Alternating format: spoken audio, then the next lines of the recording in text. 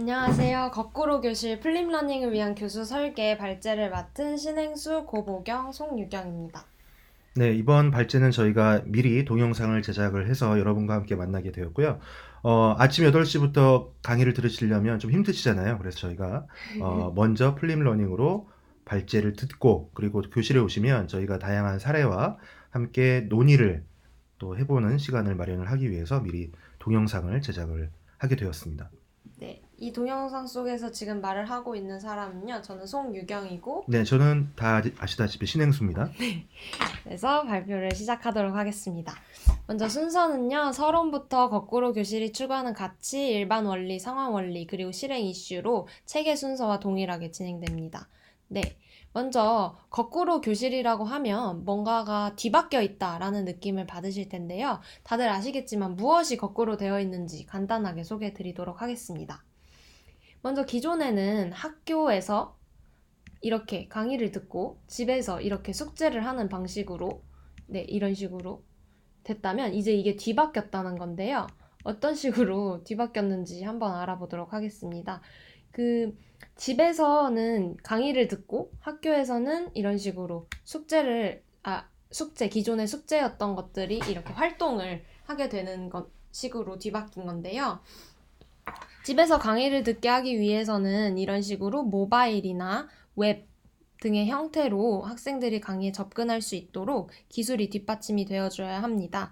대신에 이제 학교에서는 학생들끼리 상호작용을 하고 의견을 교환할 수 있도록 혹은 의견을 교환하는 과정에서 정보를 찾고 해석할 수 있도록 하는 활동을 기획을 하는 것을 거꾸로 교실이라고 합니다. 네, 그리고 한 가지가 더 뒤바뀌었다고 볼 수가 있는데요. 기존의 교수자는 가르치고 학습자는 그냥 수동적으로 배우는 입장이었다면 이 둘의 입장을 이렇게 또 뒤바꿔서 교수자와 학습자가 서로 공부하고 같이 배우고 성장하는 그런 관계를 추구하고 있다고 할 수가 있습니다. 네, 그래서 이제 교사의 역할이 가장 큰 변화가 있는데요. 기존에는 교사가 티칭의 역할에 굉장히 많은 비중을 두었던 그런 학습이었다라고 한다면 거꾸로 교실은 정보 제공자였던 교사가 학습을 촉진하는 퍼실리테이터 역할, 즉 촉진자의 역할을 하게 됨으로 인해서 교사의 역할이 기존의 고전적인 방법에 비해서 굉장히 크게 변화를 가져오고 있다 이렇게 볼 수가 있습니다. 네, 그리고 또한 그 정보 문해 교육이라고 해서 지난번에 저희 발제 시간 때 그 미디어 리터러시에 대해서, 뉴 리터러시에 대해서 공부를 했을 텐데요. 이것에 관련해서 지금 거꾸로 교실이 도움을 주고 있다라고 책에서 주장하고 있습니다. 예를 들면, 학습자들이 기존에는 교수자가 가르치는 것만 배웠다면, 이번에는 이것과 관련돼서 토론을 하고 논의를 확장해 나가야 하기 때문에 이제 검색을 직접 하고 정보를 처리하는 능력을 키울 수 있다라고 할 수가 있습니다. 네, 그리고 이제 시간의 효율적 사용인데요. 교실 내 시간이 굉장히 그동안은 진도를 나가기에 급급해서 어떤 일방적인 정보를 전달하는 시간으로 모든 시간이 다 활용이 되고 이제 교사는 사실 질문을 할 때 혹시 질문이 있나요? 라는 방법으로 학습의 가장 마지막에 형식적인 어떤 질문을 던지게 되는 실제 여러 수업에서도 실제 지금도 이루어지고 있는데요. 그런 것이 아니고 효율적인 시간의 활용으로 이 수업 시간 내내 학생들이 정말 뭘 알고 뭘 모르는지에 집중할 수 있다라고 하는 효율적인 사용이 가능합니다. 네, 그래서 이 세 가지가 거꾸로 교실 설계가 왜 중요한지에 대해서 이야기를 해주고 있는 것 같습니다. 네, 그렇다면 이 거꾸로 교실이 지금 사실상 미국에 있는 어떤 화학 교사한테로부터 유래되었다고 하죠. 그래서 그 교사가 이제 수업 시간에는 조금 더 학생들이랑 소통을 하고 싶은 마음에 이런 거꾸로 교실을 도입을 했다라고 이야기가 되는데, 이렇게 갑자기 나온 것 같이 생각되는 교수 방법도 사실은 이런 이론적인, 교육학적인 이론 배경이 있는 것 같습니다. 그래서 어떤 것들이 있는지 알아보도록 하겠습니다. 네, 결과적으로 여기 책에서 소개하고 있는 내용은 우리가 이제 오늘날의 교수 설계에 지속적으로 영향을 미치고 있는 구성주의 운동의 영향을 받고 있는 대표적인 교수 전략을 이론으로 소개하고 있고요. 네. 즉 이제 교사의 역할이 수업 시간을 안내해주는 수업 시간의 안내자의 역할, 그리고 이제 여기 이제 네 분의 학자가 나오는데 그 네 분의 학자의 얘기를 종합해 보면 교실 내 과제와 교실 밖 학습을 어떻게 구성할 것이냐에 대한 논의로 초점이 맞추어집니다. 그래서 이제 첫 번째로 듀입니다. 모두가 아시다시피 경험이 수반될 때 학습이 이루어진다. 그래서 경험과 정보 전달이 모두 중요하다라고 이야기한 경험에 의한, 경험을 위한, 경험의 학습을 주장한 미국의 대표적인 학자죠. 그래서 이제 아이디어를 획득할 수 있도록 풍부한 경험을 제공을 해야 된다라고 했는데, 이제 세 번째로 보면 경험과 상호작용을 구조화시켜 제공해야 된다라고 이야기를 했습니다. 즉, 그 학습자들이 단순하게 어떤 것들을 경험하는 것이 아니고요. 경험하는 것으로부터 아이디어를 획득할 수 있도록 경험의 지향성을 명확히 해줄 필요가 있다. 그래서 교실 밖에서 정보를 전달하는 것, 즉 집이 되겠죠. 그다음에 교실 안에서 경험을 하게 되는 것, 학교에서 하게 되는 것 간의 상호작용이 효과적으로 구조화되는 것이 무엇보다 중요하다라는 이론을 이 책에서는 이야기를 하고 있습니다. 네, 그 다음 학자로 넘어가 볼까요? 네. 네, 피아제입니다. 피아제는 많이 알다시피 인지발달 이론으로 굉장히 유명한 학자이죠. 그래서 인간 지식의 활동성을 보여주고 있는 어떤 인지발달에는 단계가 있다. 그리고 동화와 조절 같은 현상이 어떻게 일어나느냐? 바로 인지적 부조화가 왔을 때 지식이 생성된다. 그래가지고 이제 스키마, 도식이라고 하는 것이 끊임없이 수정되어 가고 있다라고 이야기를 하고 있습니다. 그래서 여기서 책에서는요, 교수 설계에는 반드시 학생들이 반성적 추상화를 통해서 학습에 참여를 하고, 교사들은 학생들이 학습을 촉진시켜주기 위해서 반성적 추상화의 결과를 반드시 활용해야 된다라고 이야기를 하고 있는데요. 네. 반성적 추상화는 뭐 여기 이제 자료에도 나와 있다시피 어떤 다양한 또 여러 번의 1대1 대응을 통해서 관찰하여 반성적인 사고를 하고, 이를 통해 더 높은 수준의 지식의 단계로 이동하는 과정이 무엇보다 중요하다라고 이야기를 하고 있습니다. 자, 그래서 저희가 이렇게 피아제의 이론을 간략하게 살펴봤고요.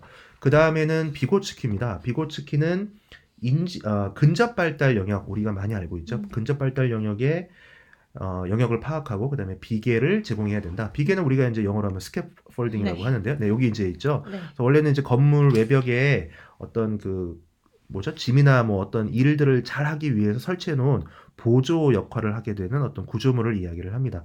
그래서 이제 우리가 근접 발달 영역을 통해서 언어 발달이 사고 발달을 또 촉진하고, 또 언어 발달이 사회적 상호작용에 있어서 매우 중요하다.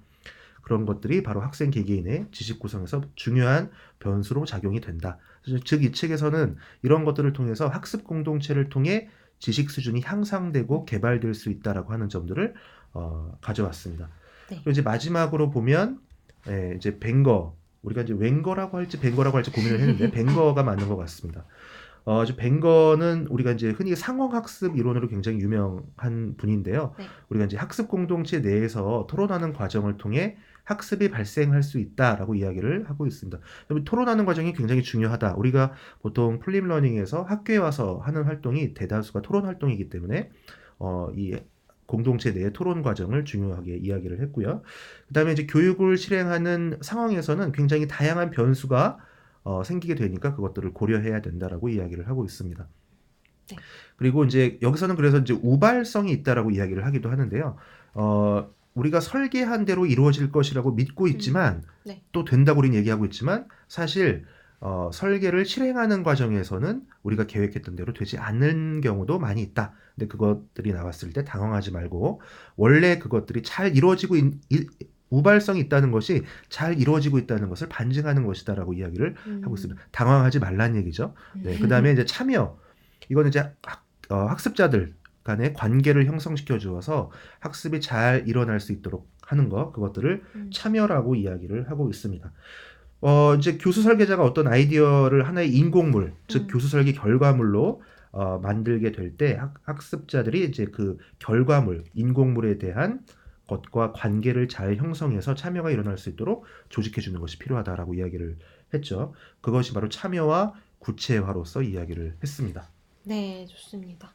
그래서 이러한 거꾸로 교실이 그냥 나온 것이 아니라 이러한 이론적인 뒷받침이 되고 있다라는 점을 이해하시면 좋을 것 같습니다. 네, 그래서 저희가 여러분께 한 가지 그 과제를 드릴 건데요. 네, 지금 4가지 우리가 이제 이론들을 봤는데, 여기에서 우리 책에서는 교수 설계자들이 당면하게 되는 복잡한 상황에 대한 날카로운 시사점을 제공해 준다라고 적혀 있습니다.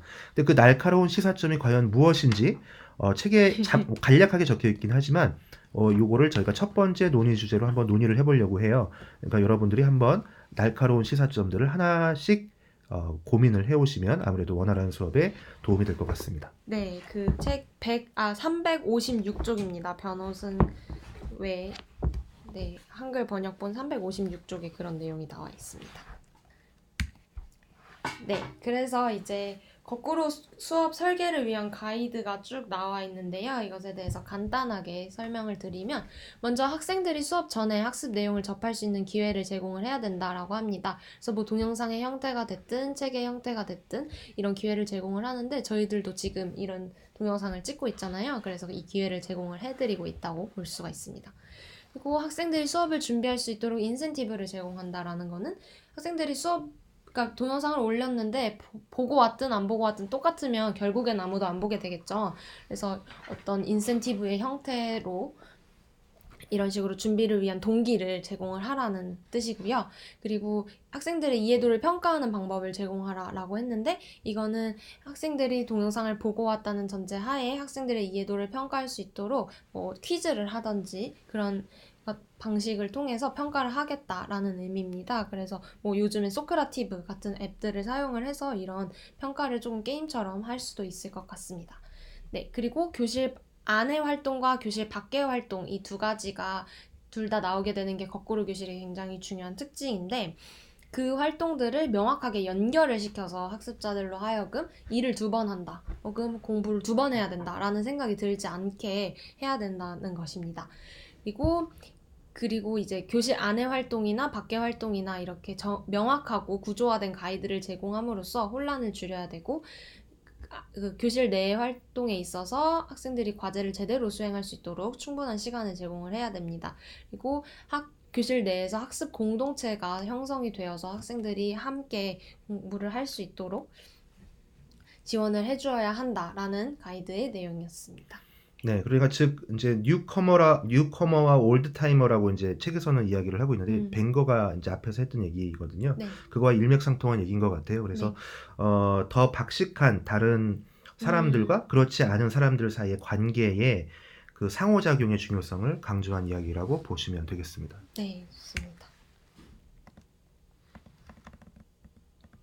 네, 그리고 이제 거꾸로 교실이 추구하는 가치로 넘어가도록 하겠습니다. 네, 먼저 교실 수업에 대한 얘기가 먼저 나오죠. 그래서 여기 보시면 네, 학교에 관한 내용이에요.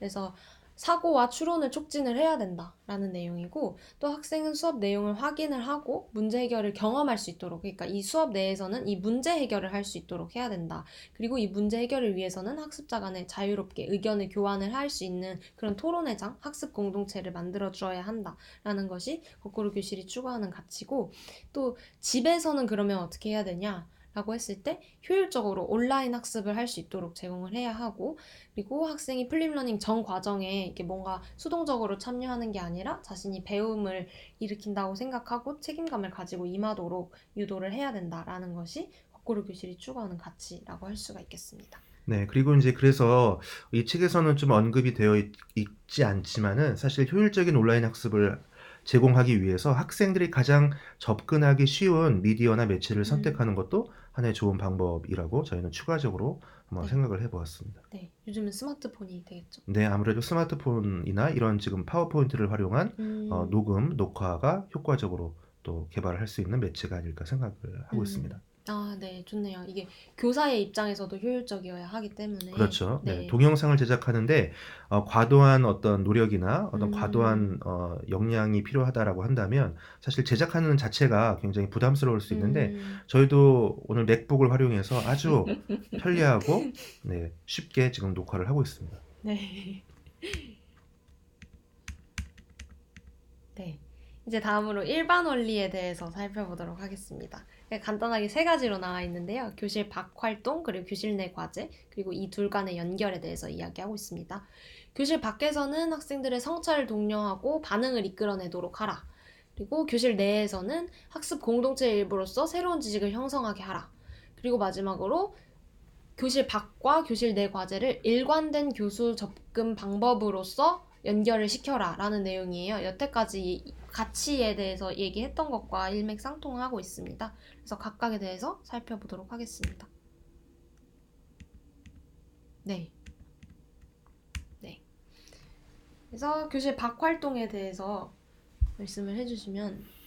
네, 교실 밖 활동은 이게 즉 집에서 이루어지는 활동이죠. 그래서 네. 이제 단순한 정보 전달을 하는 것이 아니고 네. 하나의 전체적인 교육 과정의 일부라고 생각을 하라는 얘기입니다. 그래서 우리가 단순하게 어떤 정형화된 정보를 제공을 하고 그것들을 단순하게 그냥 시청하고 끝나는 것이 아니고 이 과정이 하나의 우리가 학교 밖과 학교 안의 학습이 하나로 이어지는 연계된 활동이다라고 하는 점들을 학습자들에게 상기시켜 줄 필요가 있다라는 의미로 파악하시면 될 것 같습니다. 콘텐츠 생산 및 개발을 위한 다양한 도구들도 우리가 이제 활용할 수 있어야 되고요. 네. 그다음에 개인의 적극적으로 참여를 하기 위해서 어떤 방식으로 독려하는 게 좋을 것인가. 사실 이것도 우리가 논의를 해봐야 될 필요성이 있는 방법 중에 하나입니다. 왜냐하면 단순하게 그냥 보고 와라라고 했을 때 학생들이 정말 보더라도 그냥 틀어놓고만 그냥 잠깐만 보고 올 수도 있고요. 또 이걸 보고 왔을 때 어떤 점에 주안점을 두고 봐야 되는지를 모를 수가 있기 때문에 이런 점들을 그 교수자가 어떤 식으로 효과적으로 학습을 온라인을 통해 진행할 수 있을까에 대한 고민들도 필요하다라고 우리가 생각할 수 있습니다. 네, 그래서 지금 물론 수업 시간에 동영상 잠깐 보여드리겠지만 거꾸로 교실을 위한 노트를 아예 만들어서 학생들이 동영상을 보면서 노트 필기를 아예 해오라고 하는 그런 교사들 사례들도 있었습니다. 네, 그거는 아마 동영상을 통해 여러분이 확인을 하실 수가 있을 겁니다. 네. 그래서 거꾸로 교실에서 교사의 역할이 무엇이냐라고 하면은 학생에게 수업 내용을 이해할 기회를 제공하는 것, 그리고 이런 동영상을 통해서, 그리고 두 번째로 학생이 스스로 판단해서 결론에 이를 수 있도록 하는 것, 그리고 4번과 연결되죠. 다양한 결론을 인정합니다. 어떤 하나의 정답이 있는 것이 아니라 토론을 통해서 다양한 결론에 도달할 수 있게 하는 것, 그리고 그런 토론에서 학생들의 인지적 참여를 극대화시키고 생산적인 탐구 활동을 촉진하게 하는 것이 바로 이제 퍼실리테이터로서의 교사의 역할이라고 말할 수가 있습니다. 네, 그러면 이제 교실 내 과제는 어떠해야 하느냐에 대한 설명인데요. 먼저 학습 공동체의 일부로서 새로운 지식을 형성하도록 하라라고 되어 있습니다. 그래서 지금 그 집에서 이제 인터넷을 통해서 보고 온 이런 자료를 통해서 학교 내에서는 성찰과 인지적인 변화가 촉진될 수 있는 그런 활동을 하도록 이렇게 설계를 해야 된다라는 것이 교실 내 과제에 관한 일반 원리입니다. 네, 근데 사진이 조금 토론을 하는 사진이었으면 조금 더 좋았을 뻔했는데요. 네, 그렇죠. 하지만 지금 다 손을 잘 들고 이야기를 하고 있네요. 네. 연출된 사진입니다. 네. 네. 그러면 이제 교사는 어떻게 교실 내 토론을 촉진해야 하는가라는 건데요. 이거는 사실상 플립러닝보다는 그냥 일반적인 내용에 가까운 것 같아요. 네, 그래서 사실 교실 내 토론을 촉진하는 이런 방법은 이번 플립러닝뿐만 아니라 뭐 상황학습 이론이랄지 아니면 여러 가지 토론 학습, 뭐 PBL 이런 것들, 뭐 디자인 싱킹, 뭐 여러 가지 방법을 통한 학습에서 사실 이 방법은 거의 같이 쓰일 수 있는 방법 중에 하나다라고 이제 볼 수가 있겠습니다. 그 가운데 이제 현직 교사들의 이야기를 이제 우리가 보면 가장 그 첫 번째 나와 있는 학생들의 사고를 미리 예측해서 오개념이나 혼란스러운 개념 등을 정리해 줄 수 있는 그런 과정이 준비되어야 된다라고 되어 있고, 또 이제 과제 수행 중 모니터링이 굉장히 중요하다라고 하는데, 사실 이제 학습 집단은 우리 송유경 선생님도 아시다시피 어떻게 구성하는 게 가장 효과적인 거죠? 이질적인. 그렇죠. 이질적인 방법으로 구성을 하는 게 가장 효과적이다라고 하는데, 네. 우리가 이제 보통 보면 그래서 교사가 잘하는 아이들에게만 질문을 한다든지 혹은 조별 발표를 해라 그러면 잘 발표하는 아이들만 발표하는 경향이 있거든요. 네. 그래서 이럴 때 과제를 수행할 때 또 학습 정도가 좀 떨어지는 아이들 혹은 참여 정도가 떨어지는 아이들을 또 발표에 잘 참여를 시켜서 과제를 잘 수행하게끔 유도를 하면 학습자 내에서 서로 이제 배우고 또 가르쳐주는 이런 배움의 활동이 자연스럽게 이루어질 수 있다라고 볼 수 있습니다. 그래서 이제 발표자 선정 및 순서도 제가 조금 전에 말씀드린 그러한 방법들을 활용하면 좋을 것 같고요. 그다음에 학생들의 사고와 전략을 교육 내용과 잘 연결시키는 그런 방법들도 교사가 강구를 해야 되는 중요한 준비 요소 중에 하나입니다. 따라서 사실은 플립 러닝이 기존의 그냥 강의식 교수 학습 방법에 비해서 사실 교사들의 어떤 로드, 업무의 로드는 조금 높아질 것 같은데 어떻게 생각하십니까? 우선은 일단 교사의 지식적인 측면은 더하면 더했지 덜해지지 않는다고 생각을 합니다. 그래서 지식적인 학습은 이런 동영상을 제작을 하는 데 있어서도 미리 선행이 되어야 되는 거기 때문에 그 부분에 대한 건 그대로 있고, 이렇게 사실상 교실에서 하는 일이 없어 보이지만 이런 교실 활동을 설계하는 것도 교사의 엄청난 역량이 필요한 활동이라는 생각이 듭니다. 네, 그렇죠. 그래서 이제 제가 지금 대본 없이 준비에 없는 이런 질문을 던졌음에도 불구하고 잘 대답을 해주셔서 감사하고 여러분들도 한번 제가 했던 질문에 대해서 고민을 한번 해보시는 시간이 될 수 있도록 했으면 좋겠습니다. 네. 네. 그러면 이제 세 번째 일방 원리인데요. 교실 밖 과제와 그리고 교실 내 과제를 일관적인 교수 방법으로 연결을 시켜야 된다라는 내용인데요. 책에 어떤 예시가 나오냐면, 그 집에서 하는 과제는 직접 교수법으로 했어요. 근데 학교에서 하는 과제는 이제 PBL로 한다. 이러면 학습자들이 이렇게 혼란이 생긴다는 겁니다. 그래서 차라리 집에서 하는 과제를 직접 교수법으로 했다면 학교에서는 뭐 이런 식으로 학습 내용에 대한 이해 정도를 표현하는 이런 활동을 하게 되면 학습자들이 그나마 조금 더 이해를 하게 된다는 그런 내용입니다. 그래서 교수적 접근 방법이 이런 식으로 완전히 학습자 중심이었다가 학습자 중심이다가 뭐 교수자 중심이다 이런 식으로 바뀌면 혼란을 야기할 수 있다라는 그런 내용입니다. 네, 그러면 이제 상황 원리에 대해서 살펴보도록 하겠습니다. 이제 두 가지로 나오는데요. 토론과 관련된 상황 원리가 나오고 뒤에는 PBL과 관련된 상황 원리가 나옵니다. 네, 먼저 토론과 관련된 상황 원리. 아까 전에 토론을 어떻게 촉진을 하는지에 대해서 얘기가 나오긴 했었는데 교재에서는 다시 한번 정리하고 있어요. 네, 그거에 대해서 간단하게 살펴보면. 네, 그래서 첫 번째는 이제 토론 규칙을 우리가 명확히 정해야 될 것 같고요. 그다음에 우리가 이제 그 분위기를 형성을 해야 되는데, 우리가 다양한 시각을 존중할 수 있는 어떤 일방적인 하나의 한 명의 학생이 주도하지 않도록 다양한 의견들을 서로 충분히 얘기할 수 있도록 우리가 분위기를 좀 만들어주는 역할을 교사가 좀 해야 될 것 같고요. 그다음에 충분한 교과 지식을 가지고 토론을 촉진하라. 라고 하는 부분이 굉장히 중요한 부분이라고 생각이 됩니다.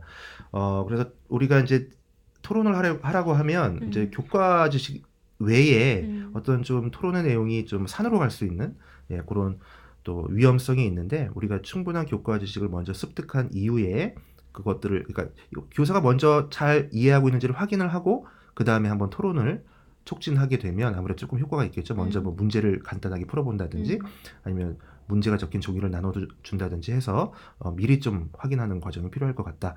그 다음에 이제 학습자들의 사전 지식과 경험에 따라서 교수를 당연히 설계를 해야 되겠죠.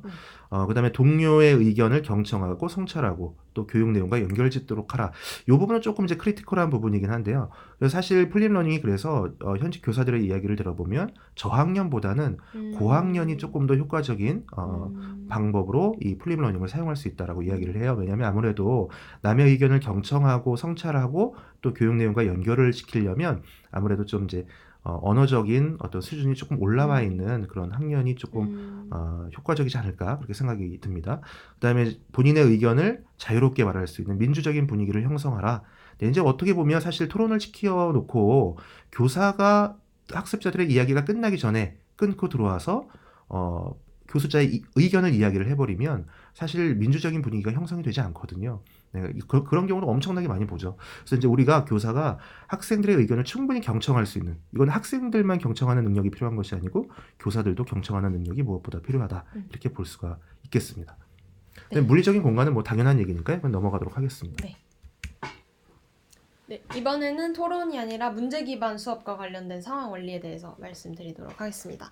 이 문제 기반 수업은 꼭 거꾸로 수업이 아니더라도 당연히 실체적이고 총체적이면서 이제 비구조화된 문제를 제공해야 된다라는 것 저희들이 다 알고 있고, 또 교수자의 역할은 촉진자로서의 역할이다. 그래서 초기에는 교육 자료를 제공을 하고 또 문제 해결 과정을 직접적으로 모델링을 보여줄 수 있지만 나중에 학습자들이 좀 익숙해지게 되면 스캐폴딩을 통해서 촉진자로서의 역할에 충실해야 된다라는 내용입니다. 그리고 학습자가 그러니까 평가를 함에 있어서 학습자의 문제 해결력 그리고 고차적인 사고 능력, 그러니까 지식적인 측면뿐만 아니라 고차적인 사고 능력을 평가할 수 있는 방법을 미리 만들어야 된다라는 내용이고요. 이 교육을 마친 후에 디브리핑을 하라라고 나와 있습니다. 그래서 학습자들이 이 문제 기반 학습에서 다양한 해결책을 냈다면 그 다양한 해결책 사이에 어떤 관계가 있는지, 그리고 여기에서 새롭게 얻어진 지식과 그리고 우리가 기존에 배워야 할 교육 내용 간에 어떻게 연결이 되는지 등에 대해서 디브리핑을 통해서 성찰을 촉진할 수 있다라는 그런 상황 원리를 제시하고 있습니다. 네, 그러면 이제 시간이 조금 많이 지났는데 실행 이슈에 대해서 살펴보도록 하겠습니다. 거꾸로 교실에 대해서 좀 의견이 많이 나뉘는 것 같아요. 그렇죠?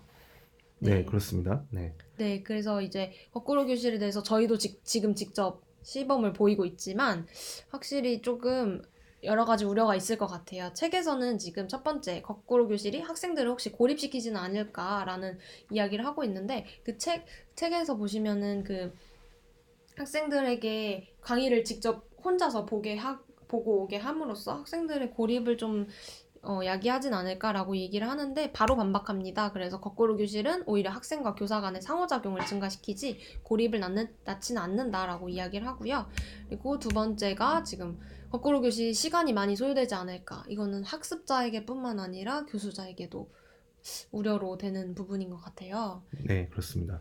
동영상을 제작하는 어떤 과정이나 혹은 훈련받지 않은 학습자들이 어떤 토론을 하게 될 때 시간이 예상보다 또 많이 소요됨으로 인해서 학습의 효율성을 저해할 수 있지 않을까 이런 고민을 하기도 하는데요. 네, 사실 이 부분에 대해서 책에서 답을 제시하고 있지는 않아서 여러분들 같이 생각해 보시면 좋을 것 같습니다. 네, 세 번째는 강의 만족도가 초반에는 너무 낮게 나오는 그런 연구 결과가 많은 것 같아요. 네, 실제로 작년에 서울대학교에서 실시했던 수요자 만족도 조사에서도 사실 플립러닝이 가장 낮은 학생들의 만족도를 보여주었던 학습 방법으로 우리가 조사된 결과가 있습니다. 그래서 이제 그런 것들을 고려해 볼 때 왜 이게 낮은 만족도를 보이고 있느냐, 실제 학교에서는 효과가 있다라고 하는데 예, 거기에 대한 고민들을 좀 해볼 필요가 있을 것 같습니다. 네, 그리고 이제 이거는 굉장히 교사의 입장인데요.